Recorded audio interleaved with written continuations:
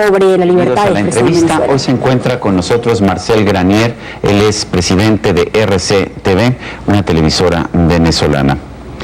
A Marcel Granier le ha tocado vivir la censura en carne propia. Su televisora RCTV, la de mayor éxito en televisión abierta de Venezuela, asumió una posición crítica en contra de la presidencia, en contra de la gestión de Hugo Chávez como mandatario de Venezuela. Finalmente, Hugo Chávez decidió, por una parte, retirar o no renovar la concesión y, por otra parte, apoderarse de todas las instalaciones, de las antenas transmisoras, instrumentos que no ha devuelto a la televisora. Sin embargo, RCTV lo que hizo fue mantener sus transmisiones a través de televisión por cable, logrando de hecho una gran difusión. Pero le ha tocado vivir una y otra vez la censura dentro de Venezuela. Marcel Granier se encuentra en México para participar en una de las mesas sobre libertad de expresión de un seminario patrocinado por Caminos de la Libertad y la Universidad Panamericana. Marcel Granier, gracias por estar con nosotros en la entrevista. Muchas gracias. En México hay una izquierda incluso que se precia de democrática, que dice que se ha tratado mal a Hugo Chávez, que es alguien que se encuentra en el poder por razones democráticas, que es un verdadero demócrata y que las medidas que ha tomado son medidas para defender al pueblo, para tratar de generar una mejor distribución de la riqueza.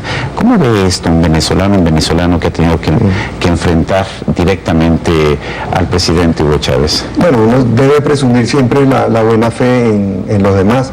Me imagino que esas personas creen de buena fe que la situación de Venezuela es como ellos la describen. Sin embargo, si van a Venezuela tendrán oportunidad de ver algo muy distinto. Venezuela es hoy en día un país con mucho menos libertad, con mucho menos democracia, pero sobre todo es un país mucho más dependiente de lo que fue nunca en su vida. La gente pobre depende más que nunca de la gracia, del beneplácito del Estado. Y en eso Hugo Chávez, al igual que su maestro Fidel Castro, ha sido muy hábil en fortalecer esta relación de dependencia. ¿Cómo lo hace? Destruyendo empresas, destruyendo trabajos productivos y obligando a la gente a inscribirse en los programas de beneficencia que él paga desde el Estado. ¿Vive mejor el venezolano promedio o el venezolano pobre de lo que vivía antes de Hugo Chávez? Mira, yo no lo creo, porque un país donde la criminalidad ha aumentado en la forma como lo ha hecho en Venezuela, que ha pasado a ser la sociedad más violenta de América Latina, no puede estar viviendo mejor. O sea, un país donde el número de homicidios es 5 veces lo que era hace 10 años, no puede decir que vive mejor. Un país que tiene que importar mucho más comida, que depende mucho más de los Estados Unidos, de Brasil, de Colombia, de los grandes países, que hace 10 años no puede decir que vive mejor. Un país donde hay menos empleo productivo que hace 10 años no puede ser un país donde se viva mejor. Hay quien describe a Hugo Chávez también como un dictador benigno, un dictador que permite la crítica, que permite que se le cuestione. ¿Es verdad esto? Mire, yo no creo en la teoría de los dictadores benignos. En República Dominicana también había gente que consideraba al general Trujillo como un dictador benigno, y seguro que en Chile había quienes consideraban a Augusto Pinochet un dictador benigno, y en Nicaragua había quienes consideraban a los Somoza unos dictadores benignos, y en Rusia había quienes pensaban que José Stalin era el padrecito, era también un dictador benigno. Hasta en Alemania había gente que pensaba que Adolfo Hitler era un dictador benigno.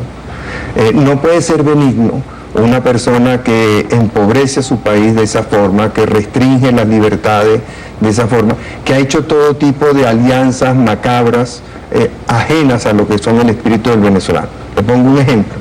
Venezuela, con la única excepción de la guerra de independencia, nunca ha peleado una guerra fuera de Venezuela. Ahora vemos a Chávez no solamente armándose hasta los dientes, invirtiendo decenas de miles de millones de dólares en armamento, sino que además está promoviendo la creación de un ejército latinoamericano. ¿Para qué? Para intervenir en Bolivia, para intervenir en Honduras, para intervenir en El Salvador, para intervenir en el Ecuador, para intervenir en Bolivia.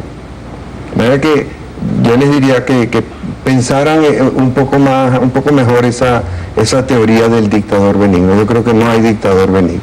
Ustedes en Venezuela han enfrentado la censura, particularmente en los medios electrónicos, y RCTV fue claramente la primera gran víctima de esta censura. ¿Qué pasó después de la decisión del gobierno de Hugo Chávez, en primer lugar, de retirar o de no renovar la concesión?